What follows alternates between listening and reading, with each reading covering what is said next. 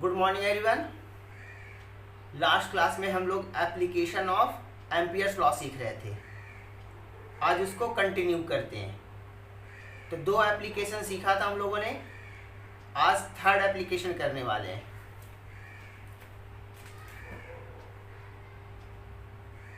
Third application है magnetic field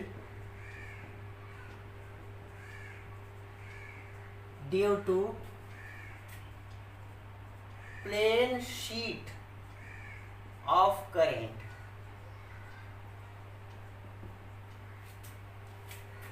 plane sheet of current कैसा हो सकता है?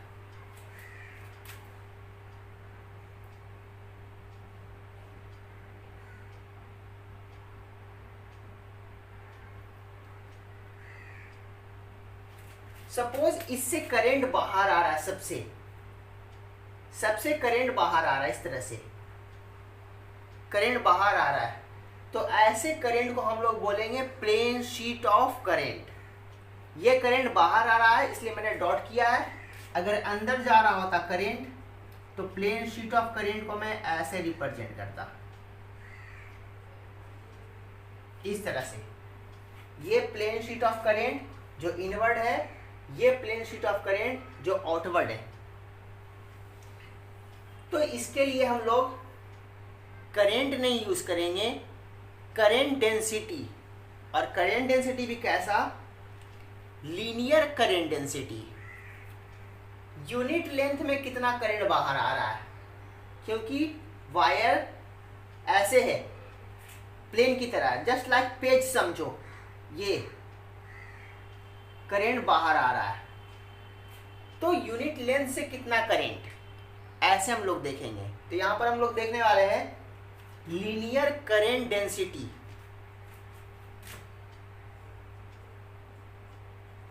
लीनियर करंट डेंसिटी जिसको रिप्रेजेंट करेंगे लैम्डा से, मीन्स यूनिट लेंथ में करंट। इसका मतलब है यूनिट लेंथ में करंट। सपोज अभी वायर इतना ही लेंथ में है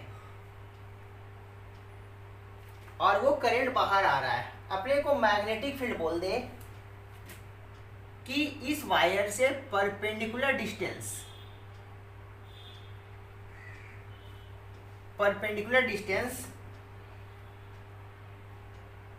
थोड़ा सा मैं और नीचे ले लेता हूं इसे।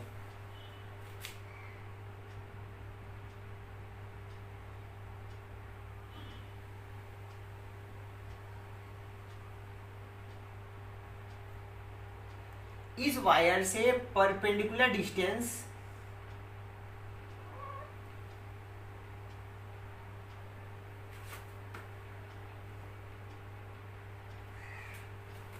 कुछ डिस्टेंस पर यहां पर अपने को मैग्नेटिक फील्ड चाहिए। तो मैं क्या करता हूं, मैं वायर का छोटा सा सेक्शन लेता हूं यहां से एक डिस्टेंस पर, dh लेंथ बोलता हूं। इसके कारण यहां पर मैग्नेटिक फील्ड, तो पोजीशन वेक्टर क्या बनेगा? वायर और पोजीशन को कंटेन करने वाला प्लेन ये, इसके परपेंडिकुलर इधर या इधर, करंट बाहर है इधर, इसके परपेंडिकुलर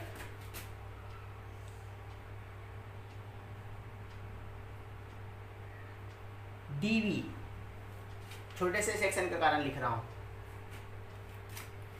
अगर मैं सिमेट्रिकली इधर भी वैसा ही चीज लूं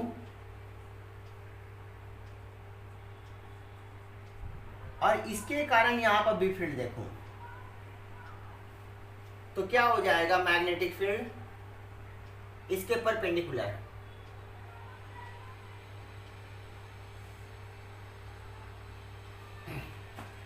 और इसका भी मैग्नेटिक फील्ड का मैग्नीट्यूड उतना ही होगा, dv। अगर मैं इसे थीटा कहूं तो ये भी थीटा होगा, ये 90 माइनस थीटा, ये 90 माइनस थीटा। इनके बीच का इससे परपेंडिकुलर था, ये मैग्नेटिक फील्ड, और इससे परपेंडिकुलर है ये। अगर मैं एक हॉरिजॉन्टल लाइन ड्रॉ करूं यहाँ, तो ये दोनों हॉरिजॉन्टल लाइन के सिमेट्रिक होगा, मतलब सेम एंगल बना रहे होंगे। अब ध्यान दो, ये थीटा तो ये भी थीटा,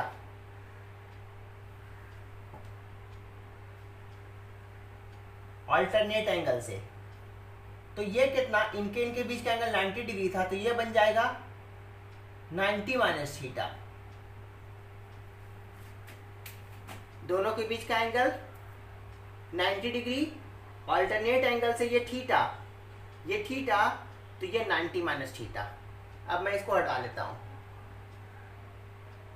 अगर मैं प्रूव कर दूं कि ये भी 90 माइनस थीटा है, तो देखो तो ये दोनों मैग्नेटिक फील्ड हॉरिजॉन्टल लाइन के सिमेट्रिक होगा। तो मैं प्रूव करता हूं इसको। अब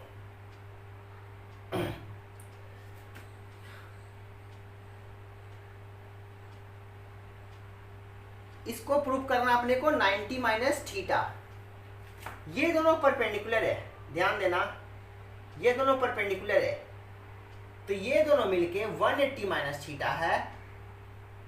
तो ये कितना हो जाएगा, 90 में से ये माइनस कर देंगे तो ये वाला एंगल मिल जाएगा।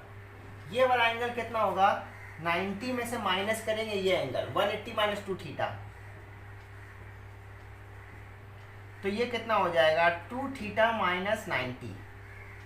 ये एंगल 2 थीटा माइनस 90, ये एंगल, और ये एंगल थीटा है, ये एंगल थीटा है, तो थीटा में से ये माइनस कर देंगे तो ये बन जाएगा। तो ये कितना होगा, थीटा माइनस ये वाला एंगल 2 थीटा माइनस 90। इसको करेंगे तो कितना हो जाएगा, minus minus plus 90 minus 2 theta plus theta. देख लो प्रूव हो गया कि ये 90 माइनस थीटा, ये भी 90 माइनस थीटा, मतलब वर्टिकल के साथ ये भी थीटा एंगल बना रहा है और वर्टिकल के साथ ये भी थीटा एंगल बना रहा है। इसको ये भी देख सकते हो, तो ये एंगल थीटा होगा, चेक करके देख लो। 90 माइनस थीटा में ये एंगल ऐड कर दो, इसमें 90 माइनस थीटा, तो क्या हो जाएगा, एक थीटा कैंसिल होगा, 90 कैंसिल होगा, कितना बच जाएगा, थीटा। ये तो मैंने बोला था, वर्टिकल के साथ ये भी थीटा, ये वर्टिकल के साथ ये भी थीटा, वर्टिकल के साथ ये भी थीटा, हॉरिजॉन्टल के साथ ये हॉरिजॉन्टल के साथ ये 90 माइनस थीटा, हॉरिजॉन्टल के साथ ये 90 माइनस थीटा, यानी सिमेट्रिक है। तो देखो तो दोनों का ये कंपोनेंट ऐड हो जाएगा और इसका वर्टिकल और इसका वर्टिकल कैंसिल आउट हो जाएगा, कैंसिल आउट हो जाएगा। तो अपने को नेट मैग्नेटिक फील्ड किधर मिलेगा, हॉरिजॉन्टल डायरेक्शन में, हॉरिजॉन्टल डायरेक्शन में। अगर जैसा जितना सेक्शन वायर का इधर है, अगर उतना ही सेक्शन इधर हो, तो देखो तो दोनों साइड का जो सिमेट्रिक लेंगे उसका वर्टिकल कैंसिल आउट होते जाएगा, सबका हॉरिजॉन्टल ऐड होते जाएगा। इसका मतलब है कि दोनों साइड सिमेट्रिक लेंथ हो तो किसी पॉइंट पर हॉरिजॉन्टल मैग्नेटिक फील्ड तुम्हें मिलेगा, इस तरह। ये बात क्लियर होनी चाहिए। अगर इधर का लेंथ और इधर का लेंथ वायर का सेम नहीं हो तो हॉरिजॉन्टल मैग्नेटिक फील्ड नहीं मिलेगा, क्योंकि तब सिमेट्रिक सिचुएशन दोनों साइड से नहीं मिलने वाला। तो दोनों साइड से अगर सिमेट्रिक सिचुएशन हो तो नेट हॉरिजॉन्टल मैग्नेटिक फील्ड मिलेगा। इसीलिए हम लोग फाइनाइट लेंथ ना लेकर के इनफाइनाइट लेंथ लेते हैं, क्योंकि इनफाइनाइट लेंथ के लिए कोई भी पॉइंट लोगे तो वो परपेंडिकुलर बाइसेक्टर ही बनेगा। अगर इधर भी इनफाइनाइट ले लूँ, इधर भी इनफाइनाइट ले लूँ, तो यहाँ देखो, यहाँ देखो, यहाँ देखो, यहाँ देखो, परपेंडिकुलर बाइसेक्टर वाला ही पॉइंट बनेगा वो, क्योंकि इधर भी इनफाइनाइट है, इधर भी इनफाइनाइट है। इसलिए जब हम लोग मैग्नेटिक फील्ड निकालते हैं तो इनफाइनाइट लेंथ के लिए यूज करते हैं, ना कि फाइनाइट के लिए। अगर फाइनाइट के लिए करेंगे तो फिर अपने को प्रॉपर लिमिट में इंटीग्रेट करना पड़ेगा। तो ये बात क्लियर हो गया कि अगर इनफाइनाइट लेंथ का वायर है तो net magnetic field horizontal direction में होगा। अब यहां से हम लोग इसका वैल्यू भी फाइंड कर सकते हैं। तो मैं इसका वैल्यू फाइंड करके दिखाता हूं। सारा एंगल अपने को पता चल गया है। ये मैग्नेटिक फील्ड भी वर्टिकल के साथ थीटा। अब मैं सबको हटा देता हूं ताकि ज़्यादा कंफ्यूजन ना हो।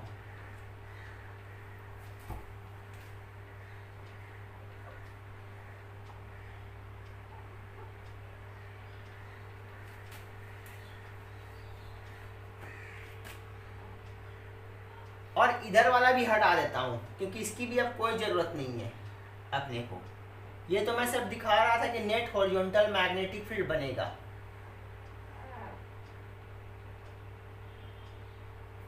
तो इसका क्या हो जाएगा, ये वाला हो जाएगा। एक ही मैं रखता हूं।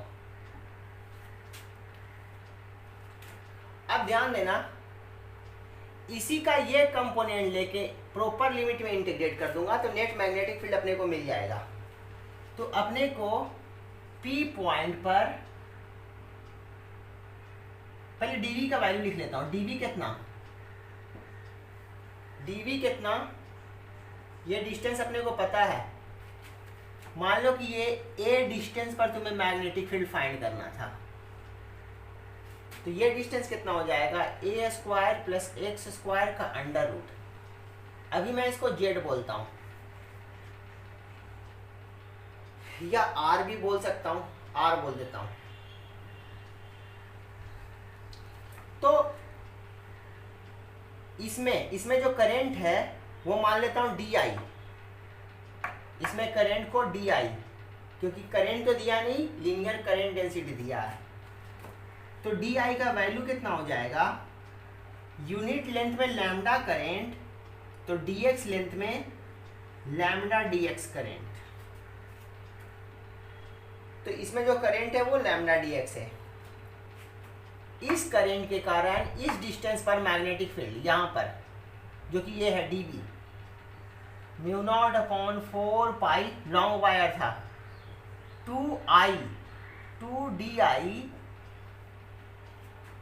2I अपॉन डिस्टेंस कितना r।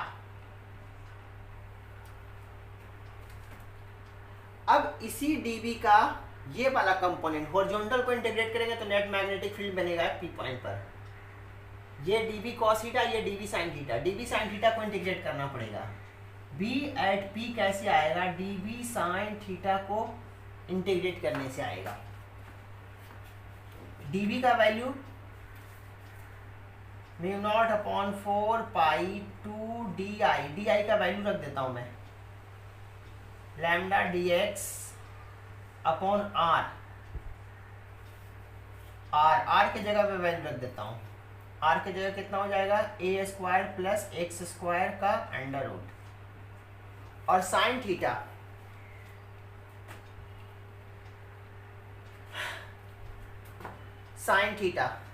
मैं ऐसा करता हूं, अच्छा एक बार लिख देता हूं, साइन थीटा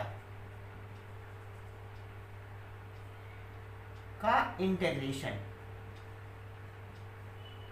अब देखो, तो मैग्नेटिक फील्ड जो अपने को फाइंड करना है, मैग्नेटिक फील्ड जो फाइंड करना है उसको इंटीग्रेट करना पड़ेगा। इंटीग्रेट में क्या क्या वेरिएबल है मेरे पास, थीटा भी वेरिएबल है, एक्स भी वेरिएबल है। तो ये तो सारा वेरिएबल को थीटा के टर्म में करो या सारा वेरिएबल को एक्स के टर्म में करो। तो मैं सारा वेरिएबल को थीटा के टर्म में कर देता हूं, थीटा के टर्म में कर देता हूं। तो देखो, तो इसको तो ए कांस्टेंट है मेरा, इसको तो मैं ए के टर्म में कर दूंगा साइन थीटा से, तो इसको मैं साइन थीटा के टर्म में लिख दूंगा। dx लिखना पड़ेगा।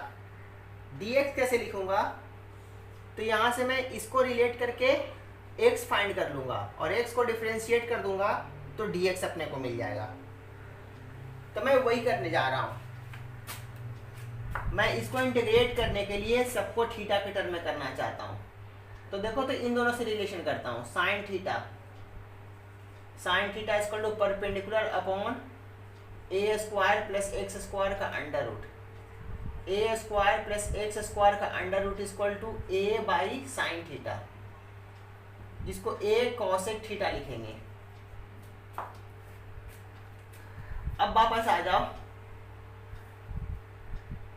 यहां से, dx लिखना आपने को, तो dx के लिए x लिखूंगा मैं, इसको रिलेट करता हूं, tan theta equal to perpendicular upon base, x equal to a by tan theta, a by tan theta को a cot theta, dx by d theta, theta के रिस्पेक्ट में डिफ्रेंशिएट कर रहा हूँ, ए कांस्टेंट है, cot theta का differentiation minus cosec square theta,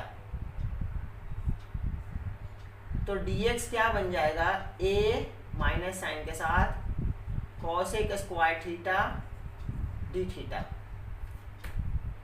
अब मैं वैल्यू रख देता हूँ,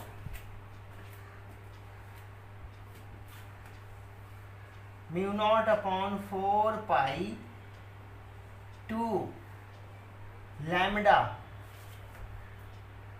dx के जगह minus a cosec square theta D theta, एक साइन थीटा यहाँ था, अपॉन इसके जगह पर क्या लिख सकता हूं मैं,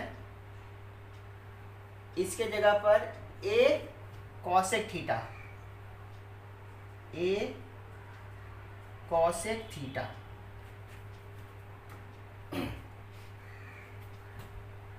ये वैल्यू हुआ। अब ध्यान देना,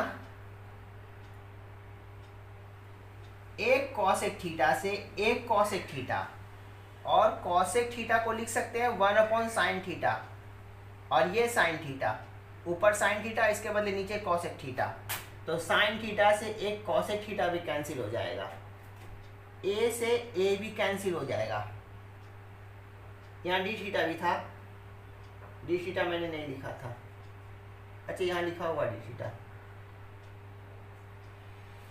तो क्या हो जाएगा फाइनली,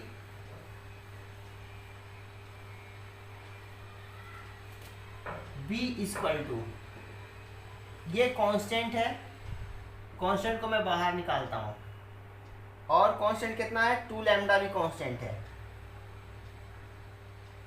अंदर में क्या रह जाएगा, माइनस भी बाहर कर लेता हूं मैं, माइनस, और अंदर में सिर्फ रह गया डी थीटा, देख लो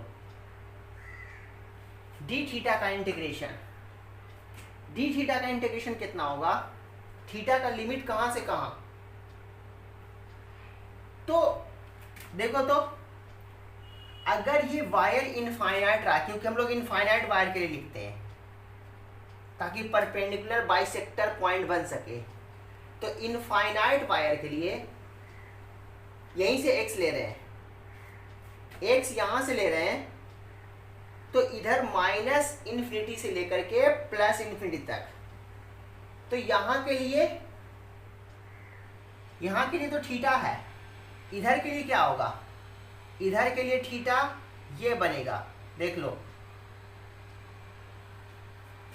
पोजीशन से तो लिख रहे हैं, पोजीशन से लाइन के अलोंग, वायर के लाइन के अलोंग, तो ये थीटा, जब इधर जाएंगे, जब यहाँ पहुँच जाएंगे तो देखो तो ये थीटा 90 डिग्री हो जाएगा यहाँ पर के लिए, और इधर जाएंगे तो बढ़ना शुरू होगा, ये बढ़ता चला जाएगा, तो हम लोग इधर x इन्फिनिटी तक जाएगा, इधर माइनस इन्फिनिटी तक, तो माइनस इन्फिनिटी से प्लस इन्फिनिटी तक, यानी कि ये थीटा इधर इनफाइनाइट के लिए और इधर इनफाइनाइट के लिए, इधर इनफाइनाइट के लिए ये एंगल 180 बन जाएगा, देख लो जितना दूर जाएंगे उतना एंगल बढ़ते जाएगा, और इधर जितना इधर हम जाएंगे ये थीटा घटता जाएगा, यानी थीटा का लिमिट 180 से लेकर के 0 तक, इधर इन्फिनिटी पर 180, इधर इन्फिनिटी पर ये 0 डिग्री बन जाएगा, तो मैं कह सकता हूँ थीटा का लिमिट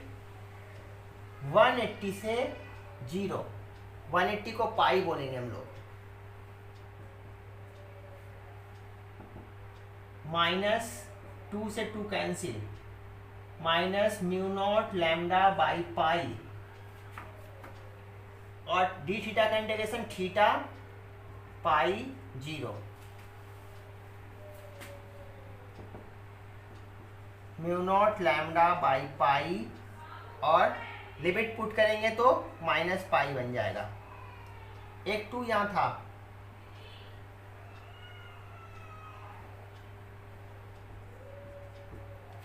माइनस से माइनस कैंसिल, पाई से pi cancel, magnetic field mu naught lambda by 2। यहां ध्यान देने वाली बात यह है कि जो current, plane sheet of current है, उसके कारण मैग्नेटिक फील्ड कितना डिस्टेंस पर निकाल रहे हैं उससे इंडिपेंडेंट आ रहा है। ठीक वैसे ही याद करो, प्लेन शीट ऑफ चार्ज के कारण electric field sigma upon 2 epsilon not होता था। तो कितना डिस्टेंस पर इलेक्ट्रिक फील्ड निकाल रहे हैं उससे इंडिपेंडेंट होता था। वैसे ही प्लेन शीट ऑफ करंट के कारण मैग्नेटिक फील्ड जो निकालेंगे वो डिस्टेंस से इंडिपेंडेंट है, देख लो। और वैल्यू कितना, म्यू नॉट लैम्डा बाई 2।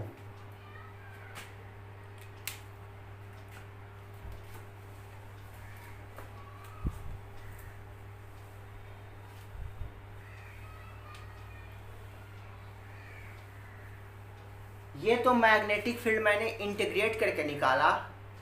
अब देखो, एम्पियर्स लॉ के एप्लीकेशन से, मैंने एम्पियर्स लॉ का एप्लीकेशन करके नहीं फाइंड किया था, मैं जनरल मेथड इंटीग्रेशन से फाइंड किया था। अब मैं तुम्हें एम्पियर्स लॉ के एप्लीकेशन से दिखाता हूँ कितना आसानी से मैं इसे मैग्नेटिक फील्ड को फाइंड कर सकता हूँ एम्पियर्स लॉ के हेल्प से। इंटीग्रेशन में कितना वर्क करना पड़ा, एम्पियर्स लॉ में कोई वर्क करने की जरूरत नहीं ज़्यादा।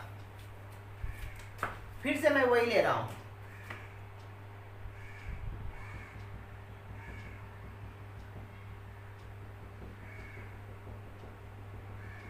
इसको मैं बोल रहा हूं प्लेन शीट ऑफ करंट।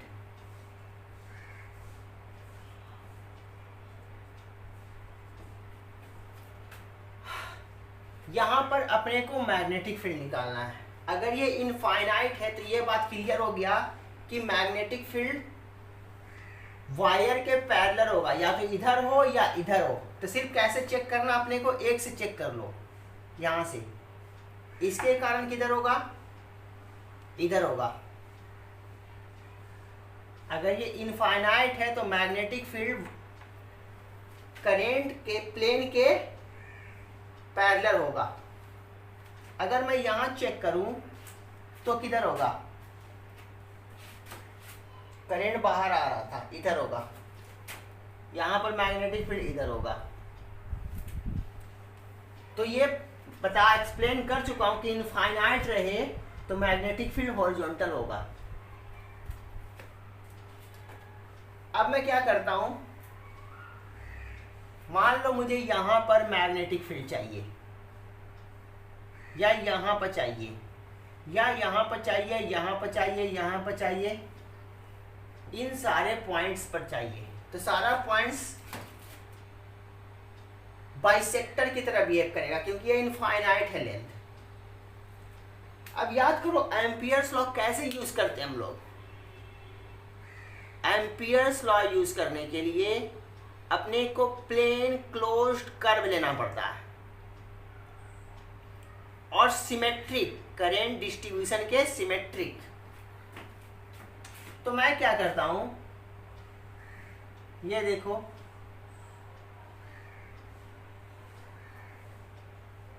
मुझे इन सारे पॉइंट्स पर मैग्नेटिक फील्ड चाहिए था, इन सारे पॉइंट पर मैग्नेटिक फील्ड मुझे चाहिए। तो मैंने प्लेन क्लोज लूप लिया, प्लेन क्लोज कर्व या लूप।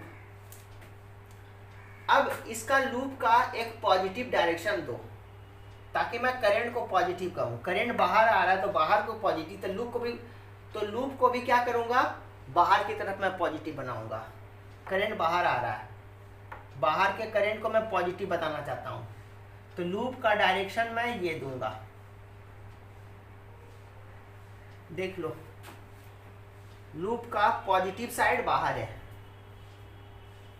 अब तुम्हें पता है कि यहां पर मैग्नेटिक फील्ड इस डायरेक्शन में होने जा रहा है, यहां पर मैग्नेटिक फील्ड इस डायरेक्शन में होने जा रहा है, यहां पर मैग्नेटिक फील्ड इस डायरेक्शन में होने जा रहा है, यहां पर मैग्नेटिक फील्ड इस डायरेक्शन में होने जा रहा है।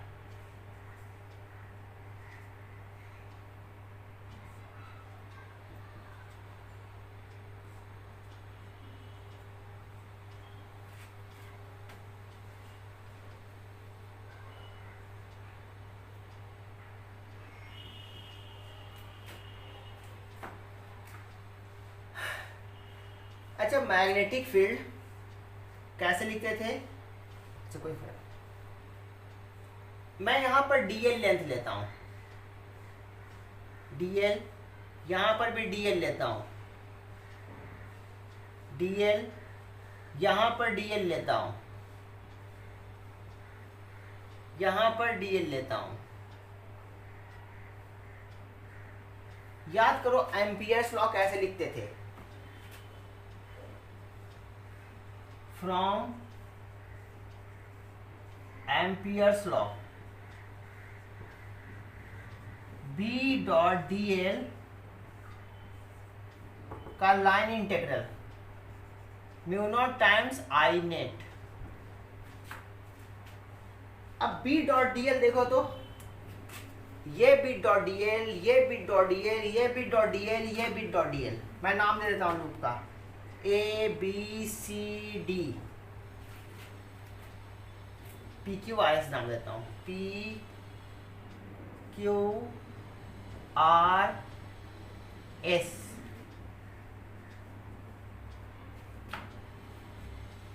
पूरे लूप से लाइन इंटीग्रल, तो मैं सबको अलग अलग कर देता हूं, P Q Q R R S S P, सबका B dot dl, B dot dl P Q का plus B dot dl Q R का plus B dot dl R S का प्लस B डॉट dl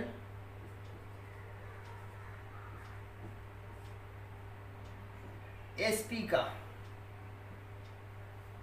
पूरे loop में घूम गए, equal to mu naught times I net.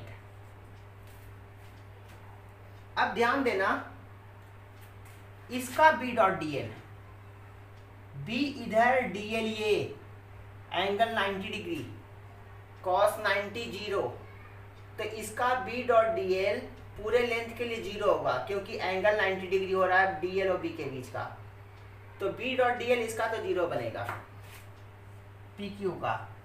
वैसे ही are S का भी B डॉट dl जीरो बनेगा क्योंकि एंगल dl और B के बीच का एंगल 90 डिग्री।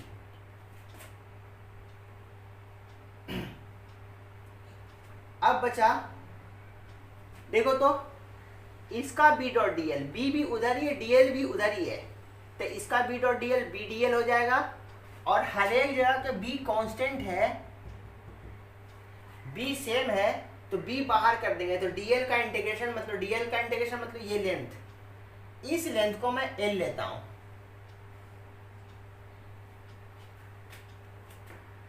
तो B dot dl capital L ले लेता हूं,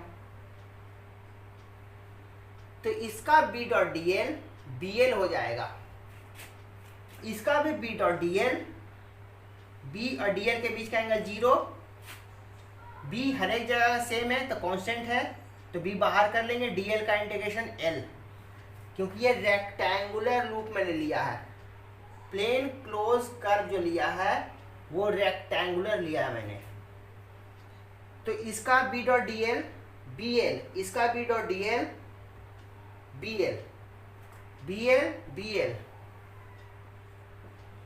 2BL mu naught I net मतलब इसके अंदर कितना करंट, यही तो करंट। यूनिट लेंथ में लैम्डा करंट, एल लेंथ में करंट लैम्डा एल। तो आई नेट कितना था, लैम्डा एल। एल से एल देखो कैंसिल हो गया, बी कितना, mu naught lambda by 2। Ampere's law से देख लो, ज्यादा कुछ नहीं किया मैंने, एक प्लेन क्लोज लूप बनाया और हम लोग जानते हैं कि इसके कारण मैग्नेटिक फील्ड ऊपर इधर होगा और नीचे इधर होगा। इसका बी डॉट डी बनेगा, इसका बी डॉट डी बनेगा, इसका बी डॉट डी और इसका बी डॉट डी नहीं बनेगा। B L 2BL equal to mu naught, इसके अंदर current lambda into L, L length में लैम्डा एल करंट बनेगा। बहुत छोटा है ये। तो ये तुम्हें पता चल गया, मैं पहले एक्सप्लेन कर चुका हूँ, डिस्टेंस से इंडिपेंडेंट होता है। प्लेन शीट ऑफ करंट से कितना डिस्टेंस पर मैग्नेटिक फील्ड निकाल रहे हैं उससे इंडिपेंडेंट है ये बात ध्यान रखना।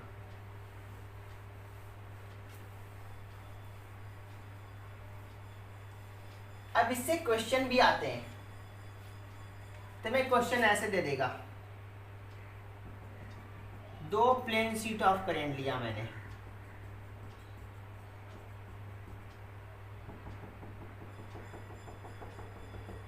इसमें करंट इनवर्ड, इसमें करंट आउटवर्ड, इसका लीनियर करंट डेंसिटी लैम्डा, इसका भी लीनियर करंट डेंसिटी लैम्डा, यहां यहां यहां PQR पर मैग्नेटिक फील्ड पूछेगा तुमसे। अब प्लेन शीट ऑफ करंट के कारण मैग्नेटिक फील्ड तो यही लिखते हैं, इसके कारण यहाँ पर, इसके कारण यहाँ पर यही बनेगा, क्योंकि डिस्टेंस पर तो डिपेंड करता नहीं है। ये डिस्टेंस पर देखो या ये डिस्टेंस पर देखो, सिर्फ डायरेक्शन देखना है। तो करंट किधर है, अंदर, इसके कारण मैग्नेटिक फील्ड इधर, मैग्नेटिक फील्ड बी, और इसके कारण किधर, यहां पर देखना अपने को, इधर, इसके कारण इधर। मैग्नीट्यूड तो सेम ही होगा क्योंकि दोनों का लीनियर करंट डेंसिटी सेम है, देख लो। तो ये भी कितना हो जाएगा, म्यू नॉट लैम्डा बाई 2, ये भी कितना हो जाएगा, म्यू नॉट लैम्डा बाई 2। यहाँ पर मैग्नेटिक फील्ड 0, वैसे ही यहाँ पर भी मैग्नेटिक फील्ड 0 हो जाएगा। इसके कारण इधर, इसके कारण इधर, mu naught lambda by 2, mu naught lambda by 2। यहां पर भी 0 मैग्नेटिक फील्ड, यहां पर भी 0 मैग्नेटिक फील्ड, यहां पर, इसके कारण इधर, इसके कारण इधर, दोनों के कारण डायरेक्शन एक ही बन रहा है। दो बार मैग्नेटिक फील्ड P पॉइंट पर या मैग्नेटिक फील्ड R पॉइंट पर 0, मैग्नेटिक फील्ड Q पॉइंट पर म्यू नॉट लैम्डा। इस टाइप से क्वेश्चन भी पूछते हैं। एससी वर्मा में ऐसा क्वेश्चन दिया हुआ है, तुम देख लेना, लास्ट में दिया हुआ है, सॉल्व कर लेना इसको।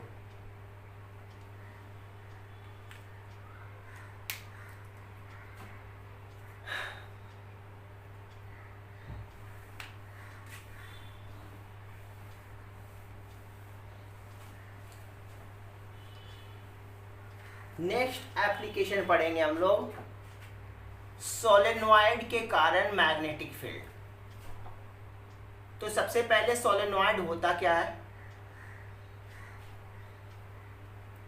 ये कोई सिलेंड्रिकल बॉडी है, इसमें एक कंडक्टिंग वायर हेलिक्स के फॉर्म में क्लोजली बाउंड कर दो,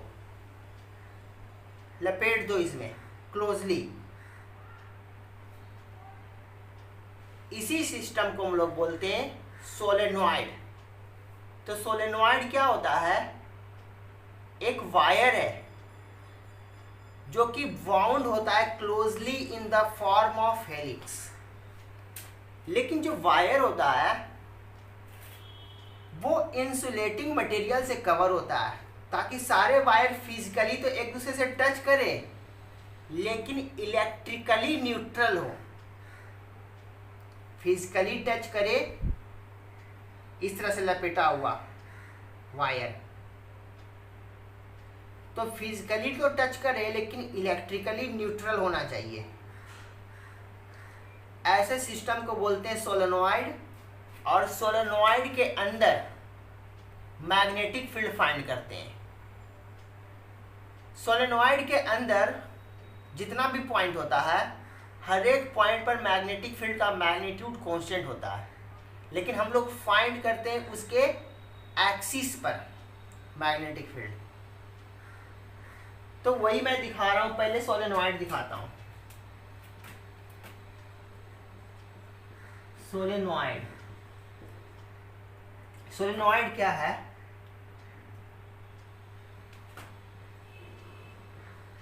solenoid is a wire. Wire कैसा है? Covered by insulating material. Covered by insulating material. A solenoid is a wire wound closely in the form of helix। तो suppose कोई cylindrical container है, इसी पर वायर को लपेटते हैं। कैसे?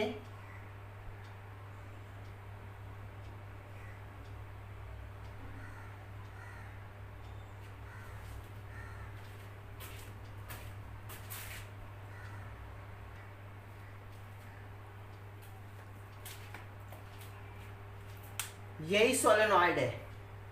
इसमें क्या किया हुआ है, वायर को इस सिलेंड्रिकल कंटेनर पर लपेटा हुआ है। कैसे? क्लोजली, ये तो फिर भी दूर दिख रहा है, एकदम सटा सटा कर लपेटा हुआ है, सारे एक दूसरे से टच किए हुए हैं। लेकिन ये इंसुलेटिंग मटेरियल से कवर है वायर, इसलिए फिजिकली तो टच रहेगा लेकिन इलेक्ट्रिकली न्यूट्रल रहेगा। इसी चीज को मैंने यहां दिखाया।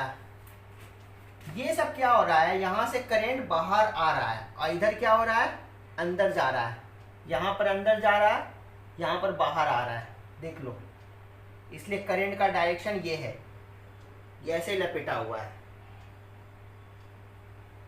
तो यहां पर क्या हो रहा है, करंट बाहर आ रहा है और यहां वाले पोर्शन पर करंट अंदर जा रहा है। वही मैं दिखाया हूं।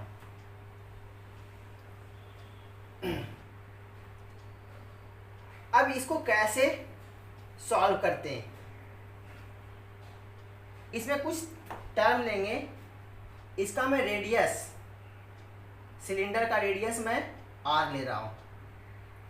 इसमें जो टर्म्स हैं उसका ये टर्म यूज कर रहा हूं मैं, N, small N. Small N क्या रिप्रेजेंट कर रहा है, number of turns per unit length.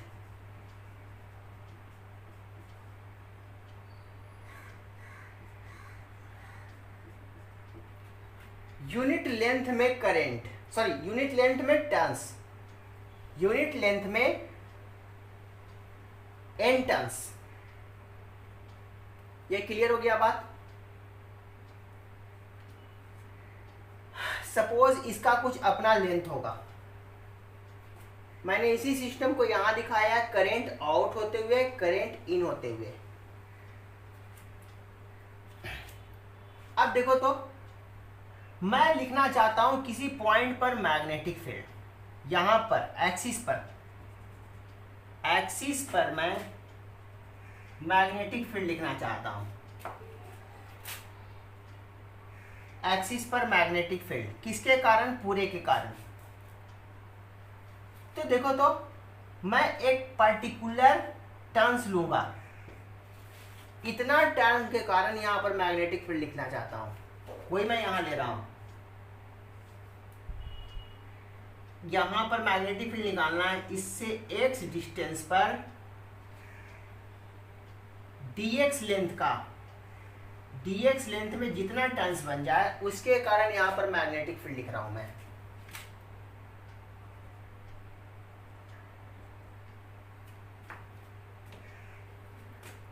Axis पर तो मैं इसको कैसे समझूंगा, ये देखो तो इसमें कितना टर्न्स होगा,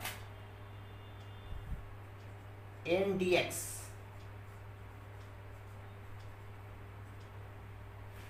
यूनिट लेंथ में n टर्न्स तो dx लेंथ में n dx टर्न। अब याद करो मैंने एक्सिस पर मैग्नेटिक फील्ड एक्सप्लेन किया था, किसी सर्कुलर वायर के कारण n टर्न्स के कारण एक्सिस पर मैग्नेटिक फील्ड, तो इसके कारण यहां पर मैग्नेटिक फील्ड इस डायरेक्शन में होगा। याद करो करंट यही है,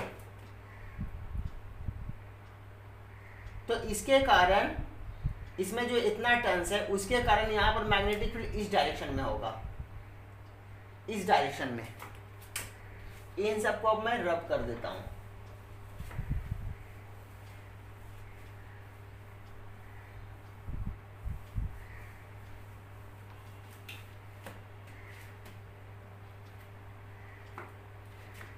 इन सब के कारण मैं यहां पर मैग्नेटिक फील्ड लिखना चाहता हूं। ये रेडियस कितना है, r है। तो याद करो एक्सिस पर मैग्नेटिक फील्ड मैंने कैसे लिखना सिखाया था, कम टर्न्स के कारण इसको मैं dB लिखूंगा, क्योंकि dx लेंथ के कारण मैग्नेटिक फील्ड लिख रहा हूं मैं। dB कितना, μ0/4 याद करो 2 म्यू की जगह क्या था, NI/r²। अच्छा वायर में करंट I मान लेना, तो यही हो जाएगा म्यू, n की जगह कितना, ndx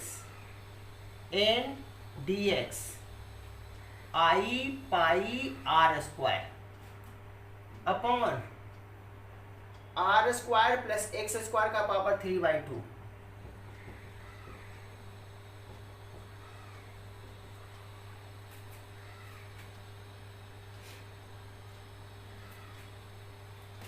ये सिचुएशन हो गया। अब मैं क्या करता हूं, दिखाता हूं कि ये जो n dx टर्न है यहां से कितने एंगल पर है।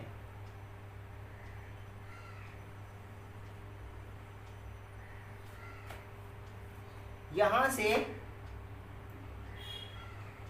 इसे मैं थीटा ले रहा हूं, थीटा। इसे मैं थीटा क्यों ले रहा हूं, इसे मैं थीटा क्यों नहीं ले रहा, वो मैं एक्सप्लेन कर रहा हूं। मैं अभी मान के चल रहा हूं कि ये सोलेनॉइड इनफाइनाइट लेंथ का, इधर भी इनफाइनाइट है इधर भी इनफाइनाइट है, तो इधर प्लस इन्फिनिटी तक जाएगा तो इधर क्या होगा, माइनस इन्फिनिटी तक जाएगा। तो एंगल कहां से शुरू करते हैं, माइनस इन्फिनिटी से शुरू करते हैं, इधर से एंगल शुरू करेंगे तो एंगल कहां तक जाएगा, ये एंगल थीटा देखो तो इनफाइनाइट के लिए ये 180 बन जाएगा। और जैसे जैसे ये वाला सेक्शन यहां लाओगे तो थीटा 90 डिग्री, और इधर जाओगे तो थीटा देख लो घटता जाएगा, और इधर इनफाइनाइट के लिए थीटा 0 डिग्री होगा। तो थीटा का वैल्यू 0 से लेकर के इनफाइनाइट तक, सॉरी 0 से लेकर के पाई तक, या एक्स के टर्म में बात करें तो माइनस इन्फिनिटी से प्लस इन्फिनिटी तक। तो एंगल के टर्म में 0 से पाई और एक्स के टर्म में माइनस इन्फिनिटी से प्लस इन्फिनिटी, यही मैं लेने जा रहा हूं। तो मैं एंगल के टर्म में सबको करना चाहता हूं। एंगल के टर्म में करना चाहता हूँ तो एक्स को एलिमिनेट, क्योंकि इसी को इंटीग्रेट करूंगा तो नेट मैग्नेटिक फील्ड मिलेगा पूरे इनफाइनाइट सोलेनॉइड के कारण। तो मैं एक्स को नहीं रखना चाहता, एंगल के टर्म में सबको रखना चाहता हूँ। तो मैं सबसे पहले क्या करता हूँ, एक्स को एलिमिनेट करता हूँ थीटा से। तो कैसे एलिमिनेट करूंगा, देखो तो ये अपने को पता है, इसको मुझे एलिमिनेट करना है। R square plus x square, R square plus x square, ये इसको मैं जेड मान लेता हूँ, यही तो है आर स्क्वायर।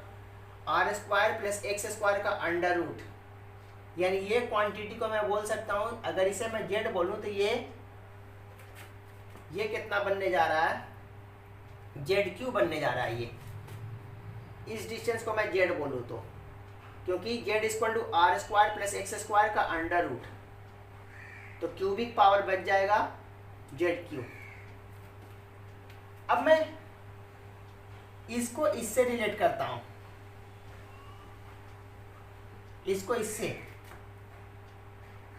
तो इसके ये एंगल कितना हो जाएगा 180 माइनस थीटा, ये थीटा, तो ये 180 minus theta, perpendicular hypotenuse sine theta, sine theta equal to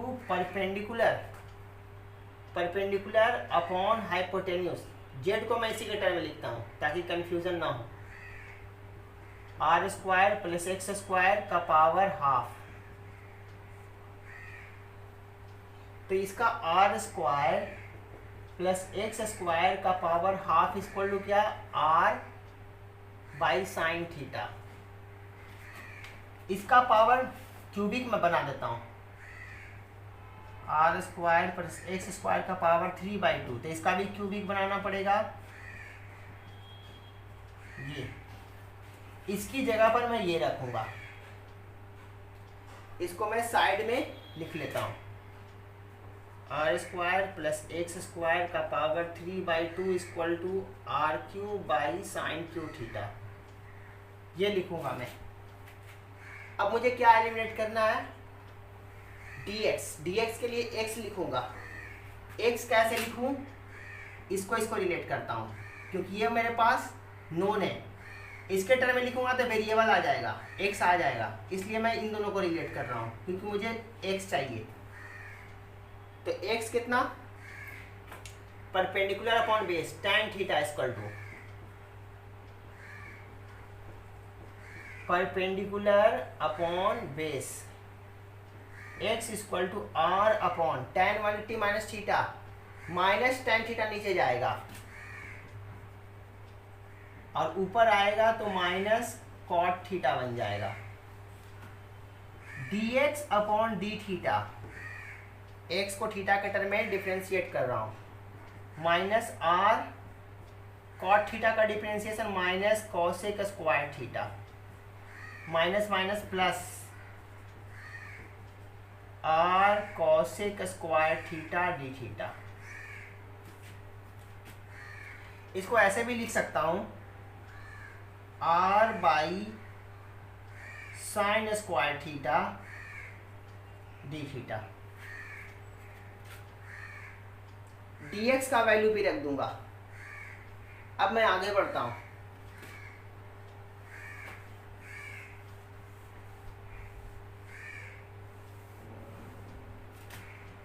P point पर नेट मैग्नेटिक फील्ड चाहिए, तो dB को इंटीग्रेट करूंगा, क्योंकि सबका मैग्नेटिक फील्ड इधर ही बनेगा। कितना constant, mu naught upon 4 pi constant 2ni pi, ये कांस्टेंट, आर स्क्वायर भी कांस्टेंट, अंदर में क्या हो जाएगा, dx upon R square plus x square का पावर 3/2, पाई से 2 से क्या हो जाएगा, mu naught N I R square by 2, dx की जगह कितना, r upon sine square theta D theta, और इसकी जगह पर कितना, I cube sine Q theta, value put कर दिया। अब यहां से ध्यान देना, एक साइन, दो साइन स्क्वायर थीटा से दो साइन स्क्वायर थीटा, एक साइन थीटा बच जाएगा, R cube R square, R Q.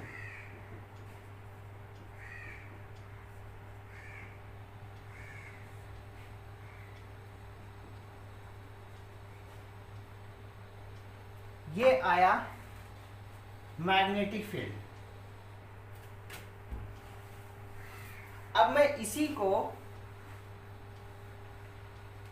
Integrate कर देता हूं। लिमिट बताया था मैंने, थीटा का लिमिट इधर इन्फिनिटी करेंगे तो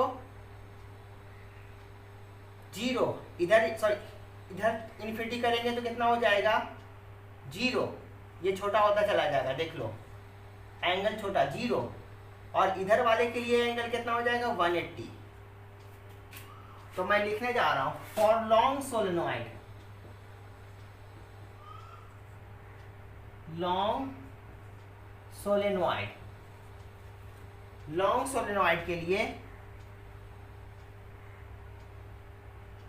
इसका लिमिट कर देता हूं यहाँ θ1 θ2। तो θ1 कितना टेंड करेगा लॉन्ग के लिए। अच्छा मैं पहले जनरल फाइंड कर लेता हूँ, बाद में वैल्यू रखूंगा। लिमिट में कहाँ से कहाँ रखता हूँ, θ1 से θ2। तो बी आई पी कितना हो जाएगा,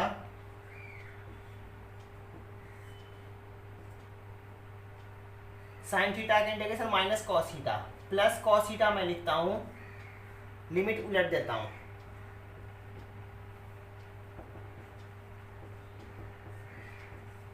कॉस θ1 माइनस कॉस θ2।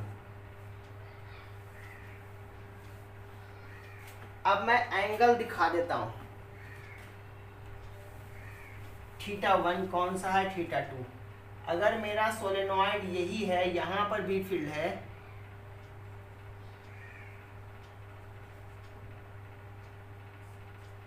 तो तुम्हारा θ1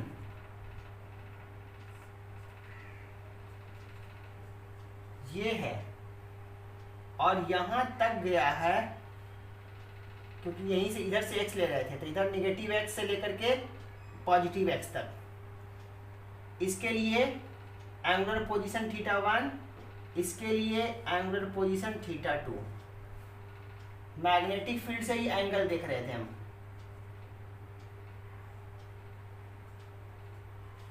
θ1 से लेकर के θ2 तक लॉन्ग रहेगा, तो ये क्वांटिटी 0 और ये quantity pi. For long solenoid θ1 tends to 0, θ2 tends to pi, तो कितना हो जाएगा, μ0 Ni/2 cos 0 1 cos pi minus 1, minus minus plus 1।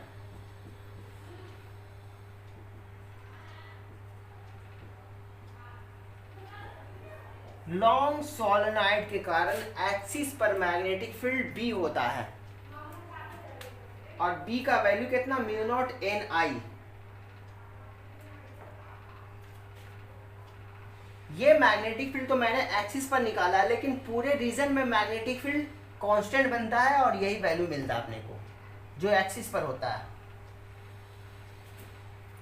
अब मैं ये दिखाना चाहता हूं कि इनफाइनाइट ना होकर के सेमी इनफाइनाइट, मतलब इधर हो ही ना और यहां पर अपने को मैग्नेटिक फील्ड निकालना हो, इधर इन्फिनिटी तक गया हो, तो इस पॉइंट को बोलते हैं मैग्नेटिक फील्ड को सेमी इनफाइनाइट सोलेनॉइड के कारण। तो सेमी इनफाइनाइट के लिए θ1 0 और θ2 90। फॉर लॉन्ग सोलेनॉइड लिखा, फॉर सेमी इनफाइनाइट,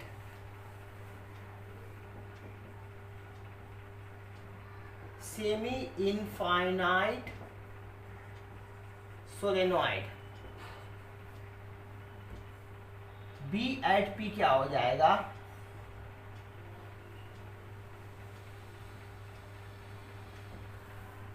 थीटा 1 के जगह 0, थीटा 2 के जगह 90।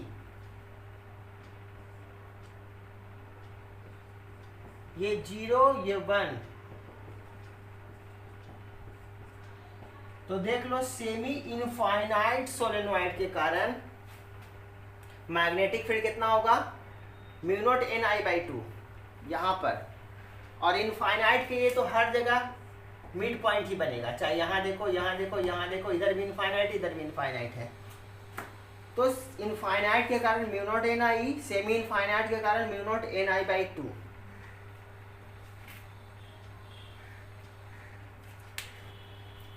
ये तो मैंने इंटीग्रेशन से निकाला। अब मैं एम्पियर्स लॉ के हेल्प से फाइंड करके दिखाता हूं कितना आसानी से फाइंड होता है। लेकिन एम्पियर्स लॉ में सेमी इनफाइनाइट के लिए हम लोग नहीं फाइंड कर पाते, इनफाइनाइट के लिए फाइंड कर पाते हैं। तो हम लोग इनफाइनाइट सोलेनोइड के कारण एम्पियर्स लॉ के हेल्प से मैग्नेटिक फील्ड फाइंड करेंगे। तो एम्पियर्स लॉ के हेल्प से कर रहा हूं मैं, हेडिंग तुम लिख लेना, बाय एम्पियर्स लॉ, पहला इंटीग्रेशन से था। फिर से वैसे ही मैं कर रहा हूं, सोलेनोइड जो बना रहा हूं, यहां से करंट क्या हो रहा था, बाहर आ रहा था, और इधर से करंट अंदर जा रहा था, ऐसे ही लपेटा हुआ था। तो यहां से बाहर आ रहा है, यहां से अंदर जा रहा है। फिर से मैग्नेटिक फील्ड मुझे एक्सिस पर चाहिए, तो मैं क्या करता हूं, एक प्लेन क्लोज लूप लेता हूं, ऐसे एल लेंथ का, एल लेंथ का। मैंने ये एक्सप्लेन किया था कि अंदर में मैग्नेटिक फील्ड कहीं पर भी देखो कांस्टेंट होता है, और ये नहीं बताया था लेकिन सोलेनोइड के बाहर मैग्नेटिक फील्ड 0 होता है। अभी तो मान लो मैं अभी एक्सप्लेन कर दूंगा कि बाहर में मैग्नेटिक फील्ड 0 क्यों होता है। सोलेनोइड के अंदर मैग्नेटिक फील्ड होगा, कांस्टेंट होगा, और बाहर मैग्नेटिक फील्ड 0 होता है। यहाँ पर देखो तो ये सब करंट बाहर आता हुआ इमेजिन हो रहा है, तो मैं बाहर के लूप को मैं पॉजिटिव बोलता हूँ, साइड को, इसके लिए ये देता हूँ, मैं पॉजिटिव बनाता हूँ। अब देखो तो ये करंट सारा बाहर आ रहा है, तो पॉजिटिव करंट लूंगा इस लूप से।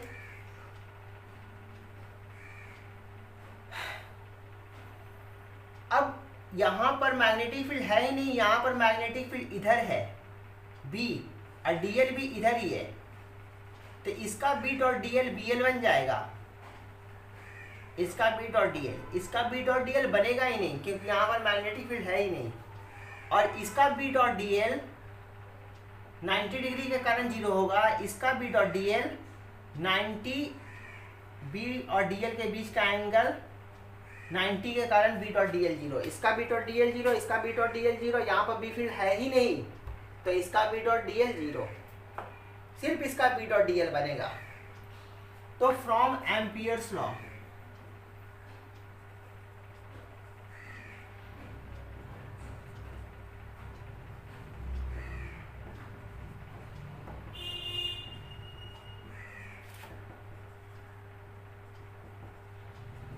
बी डॉट डीएल सिर्फ इसका बनने जा रहा है, B dot DL B L, और म्यू नॉट, इसके अंदर करंट कितना, याद करो मैंने एन टर्न्स बोला था यूनिट लेंथ में, तो एल लेंथ में कितना टर्न्स, एनएल टर्न। एक टर्न से कितना करंट था, जो करंट ये है वो आई करंट है, एक टर्न से आई करंट, तो एनएल टर्न से कितना करंट, एन एल आई, तो करंट कितना, एन एल आई।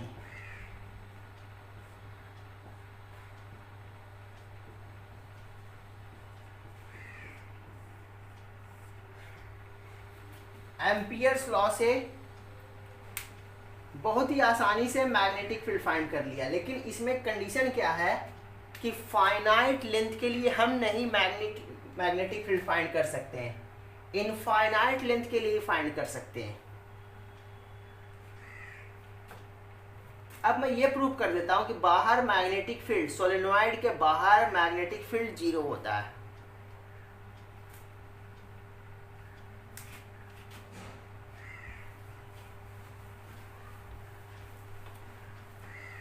सपोज मैं 2 लूप लेता हूं, ये लूप, ये लूप।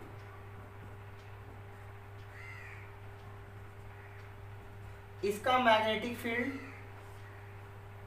इसका भी ये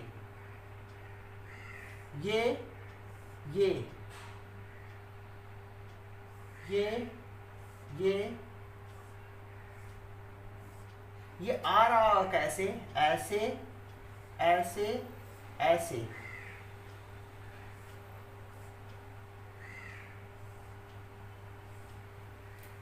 अगर मैं देखो तो ध्यान देना, अगर इसको मैं बहुत क्लोज करूं तो ये फील्ड देखो तो ऐसे हो रहा होगा कुछ, ये निकल रहा है और ये जा रहा है। तो यहां पर का जो मैग्नेटिक फील्ड होगा, इसके कारण इधर और इसके कारण इधर, नेट मैग्नेटिक फील्ड क्या हो रहा है, जो बाहर वाले रीजन में होगा। ये तो अंदर फिर भी दिखा रहा हूं, मैं बाहर करके दिखाता हूं।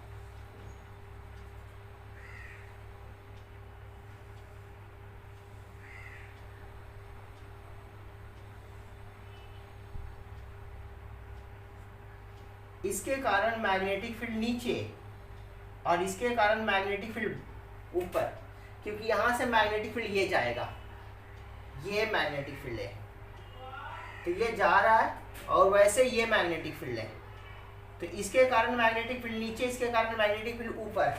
तो ये दोनों मैग्नेटिक फील्ड कैंसिल आउट हो जाते हैं। अगर बहुत क्लोज कर दे तो यहाँ पर तुम्हें मैग्नेटिक फील्ड नहीं मिलेगा, तो इसके जस्ट बाहर मैग्नेटिक फील्ड कैंसिल आउट हो जाता है, और अंदर का मैग्नेटिक फील्ड जो तुम्हें ये दिख रहा है, बहुत क्लोज करने से ये स्ट्रेट बन जाता है, क्योंकि दोनों बहुत क्लोज है।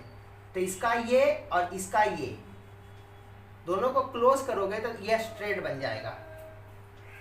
इसलिए अंदर में मैग्नेटिक फील्ड ये बनता है और बाहर में मैग्नेटिक फील्ड कैंसिल आउट हो जाता है। इसका इसका इसका ऊपर, इसका नीचे, कैंसिल आउट। तो क्लोजली बाउंड करने से बाहर मैग्नेटिक फील्ड बाहर 0 हो जाता है और अंदर का मैग्नेटिक फील्ड यूनिफॉर्म हो जाता है। आज के लिए इतना ही करते हैं। तुम्हारा ये चैप्टर भी थ्योरेटिकली कंप्लीट हो चुका है। अब तुम न्यूमेरिकल इसका सॉल्व करो और इस चैप्टर को परफेक्ट करो। तो आज के लिए इतना ही करते हैं, अगले क्लास में आगे बढ़ाएंगे। लेकिन तुम इसके एस सी वर्मा के सारे क्वेश्चन सॉल्व करो। एस सी वर्मा के रिगार्डिंग जितने डिफरेंट टाइप के क्वेश्चंस हैं मैंने एक्सप्लेन किए हैं, तो तुम क्वेश्चन सॉल्व करो। नेक्स्ट क्लास में आगे बढ़ाएंगे।